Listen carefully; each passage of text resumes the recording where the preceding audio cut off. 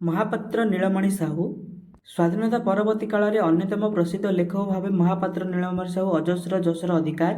ସେ ଦୀର୍ଘ ଅର୍ଦ୍ଧଶତାବ୍ଦୀରୁ ଉର୍ଦ୍ଧ୍ୱ କାଳ ଧରି ଓଡ଼ିଆ ସାହିତ୍ୟରେ ସେବା ସତ୍କାର କରି ନିଜକୁ ଉତ୍ସର୍ଗ କରିଛନ୍ତି। କ୍ଷୁଦ୍ର ଗଳ୍ପ, ଉପନ୍ୟାସ, ପ୍ରବନ୍ଧ, ରମ୍ୟ ରଚନା, ସାହିତ୍ୟ ଆଲୋଚନା, ଫିଚରଧର୍ମୀ ଗଦ୍ୟ ରଚନାରେ ତାହାର କୃତିତ୍ୱ ବାରି ହୋଇ ପଡ଼େ। ସେ ଯେଉଁଭଳି ସାଧାରଣ ମଣିଷ ବୁଝିବା ଭଳି ସାହିତ୍ୟ ଲେଖିପାରନ୍ତି, ସେହିପରି ବୌଦ୍ଧିକ ଚେତନା ଭିତ୍ତିକ ଲେଖା ଲେଖିବାର ଧୁରନ୍ଧର। ଓଡ଼ିଶାର ବିଭିନ୍ନ ଖବରକାଗଜ ପୃଷ୍ଠାରେ ତାଙ୍କର ବହୁ ଲେଖା ଧାରାବାହିକ ପ୍ରକାଶିତ ହୋଇ ଅଗଣିତ ପାଠକଙ୍କ ମନୋରଞ୍ଜନରେ ସହାୟକ କରୁଅଛି।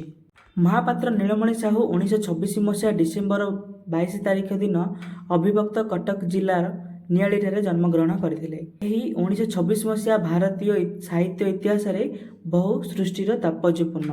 ଏହି ବର୍ଷ ଯେଉଁ ବିଶିଷ୍ଟ ସାହିତ୍ୟିକମାନେ ଭାରତରେ ବିଭିନ୍ନ ଭାଷା ସାହିତ୍ୟରେ ଜନ୍ମଗ୍ରହଣ କରିଥିଲେ, ସେମାନଙ୍କ ମଧ୍ୟରେ ପ୍ରସିଦ୍ଧ ଓଡ଼ିଆ ଲେଖକ ଅଚ୍ୟୁତାନନ୍ଦ ପତି, ମନ୍ମଥନାଥ ଦାସ, ଭାନୁଜୀ ରାଓ, ବେଣୁଧର ରାଉତ, ଗୋବିନ୍ଦ ଦାସ, ବିଦ୍ୟୁତପ୍ରଭା ଦେବୀ, ଆସାମୀ ସାହିତ୍ୟ ବିଶିଷ୍ଟ ଲେଖକ ନବକାନ୍ତ ବରୁଆ, ବଙ୍ଗଳା ସାହିତ୍ୟ ବିଶିଷ୍ଟ ଲେଖକ ସୁକାନ୍ତ ଭଟ୍ଟାଚାର୍ଯ୍ୟ, ଲେଖିକା ମହେଶ୍ୱତା ଦେବୀ, ଗୁଜରାଟୀ କବି ନିରଞ୍ଜନ ଭଗତ, କନ୍ନଡ଼ା କବି ଜି.ଏସ୍. ଶିବରୁଦ୍ରପ୍ପା, ମାଲାୟାଲମ ଲେଖକ ଗୋବିନ୍ଦ ପିଲ୍ଲାଇ ପ୍ରଧାନ ଏହିଭଳି ବିଶିଷ୍ଟ ଲେଖକମାନେ ସେହି ବର୍ଷ ଜନ୍ମଗ୍ରହଣ କରିଥିଲେ। ଏହି ବର୍ଷ ପଣ୍ଡିତ ଆର୍ତ୍ତବଲ୍ଲଭ ମହାନ୍ତିଙ୍କ ନେତୃତ୍ୱରେ ପ୍ରାଚୀନ ଓଡ଼ିଆ ସାହିତ୍ୟ ଉଦ୍ଧାରଣ ଅନୁଷ୍ଠାନ ପ୍ରାଚୀ ସମିତି ସୃଷ୍ଟି ହୁଏ।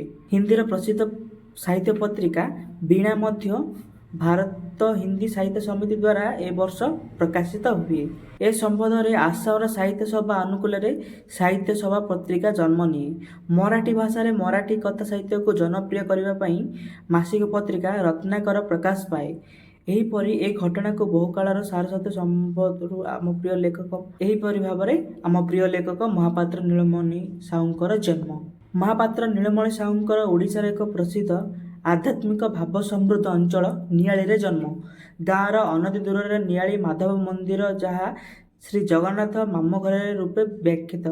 ଏପଟେ ସେପଟେ ଯେଉଁ ଆଡ଼କୁ ଚାହିଁଲେ ଖାଲି ଆମ୍ବତୋଟା, ଧାଡ଼େ ଧାଡ଼େ ନଡ଼ିଆ ଗଛ, ଶସ୍ୟ କେଦାର, ବିରାଟକାୟ ବଟବୃକ୍ଷ, ଜଳାଶୟ ଦେଖିଲେ ସ୍ଥାନଟି ଏକ ଦେବପୀଠ ଭଳି ମନେ ହୁଏ। ପ୍ରକୃତର ସମସ୍ତ ନୈସର୍ଗିକ ସୁଷମାର ଗନ୍ତାଘର ହୋଇଛି ଏହି ନିଆଳି ମାଧବ ଅଞ୍ଚଳ। ଏ ଗାଁର ମହାପାତ୍ର ବୀରବର ସାହୁ ହେଉଛନ୍ତି ମହାପାତ୍ର ନୀଳମଣି ସାହୁଙ୍କର ପିତା ଓ ମାତା ହେଉଛନ୍ତି ରାଧିକା ଦେବୀ। ସେ ଶ୍ରୀମତୀ ପ୍ରସନ୍ନ କୁମାରୀ ଦେବୀଙ୍କର ପାଣି ଗ୍ରହଣ କରିଛନ୍ତି। ଶ୍ରୀମତୀ ପ୍ରସନ୍ନ କୁମାରୀ ଜଣେ ଲେଖିକା ଭାବରେ ମଧ୍ୟ ଖ୍ୟାତି ଅର୍ଜନ କରିଛନ୍ତି। ମହାପାତ୍ର ନୀଳମଣି ସାହୁ ବୃତ୍ତିରେ ହେଉଛନ୍ତି ଜଣେ ଓଡ଼ିଆ ଅଧ୍ୟାପକ।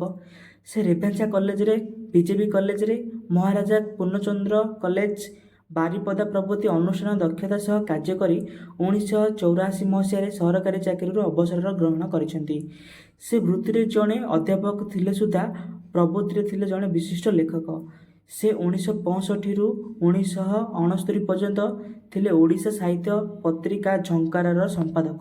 ସେ 1975ରୁ 1978 ପର୍ଯ୍ୟନ୍ତ ଥିଲେ ଉତ୍କଳ ପ୍ରସଙ୍ଗ, ଓଡ଼ିଶା ରିଭ୍ୟୁର ସମ୍ପାଦକ। ଓଡ଼ିଆ ଆରଭିଲିଆନର ସହଯୋଗୀ ସମ୍ପାଦକ ଭାବେ ସେ 1970 ମସିହାରେ ସଂଶ୍ଳିଷ୍ଟ ଅଛନ୍ତି। ସ୍ୱାମୀ ବିବେକାନନ୍ଦ ବାଣୀ ଓ ରଚନା ଗ୍ରନ୍ଥ ସମ୍ପାଦକ ମଣ୍ଡଳୀରେ ସେ ଥିଲେ ଅନ୍ୟତମ ସଦସ୍ୟ। ଓଡ଼ିଶା ସାହିତ୍ୟ ଏକାଡେମୀର ସଭାପତି ଭାବେ 1988ରୁ 1990 ପର୍ଯ୍ୟନ୍ତ କାର୍ଯ୍ୟ କରିଛନ୍ତି। ଏତଦ୍ ବ୍ୟତୀତ ସେ ବହୁ ସାମାଜିକ ଓ ସାଂସ୍କୃତିକ ଅନୁଷ୍ଠାନ ସହ ଜଡ଼ିତ।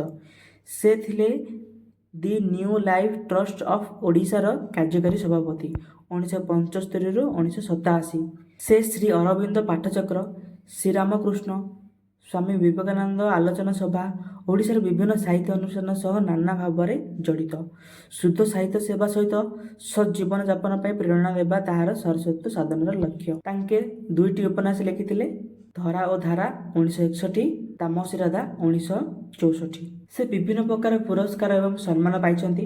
ସେ ମଧ୍ୟରେ ଓଡ଼ିଶା ସାହିତ୍ୟ ଏକାଡେମୀ 1981 ମସିହାରେ ମିଳିଛି ଆକାଶ ପାତାଳ ପାଇଁ, ସାରଳା ପୁରସ୍କାର 1983 ଅଭିଶପ୍ତ ଗନ୍ଧର୍ବ ପାଇଁ, କେନ୍ଦ୍ର ସାହିତ୍ୟ ଅକାଦେମୀ 1984 ଅଭିଶପ୍ତ ଗନ୍ଧର୍ବ ପାଇଁ, ସମ୍ବଲପୁର ବିଶ୍ୱବିଦ୍ୟାଳୟ ବି.ସି. ନାୟକ ସମ୍ମାନ 1984, ପଣ୍ଡିତ ନୀଳକଣ୍ଠ ସମ୍ମାନ 1988, ଉତ୍କଳମଣି ସମ୍ମାନ 1995।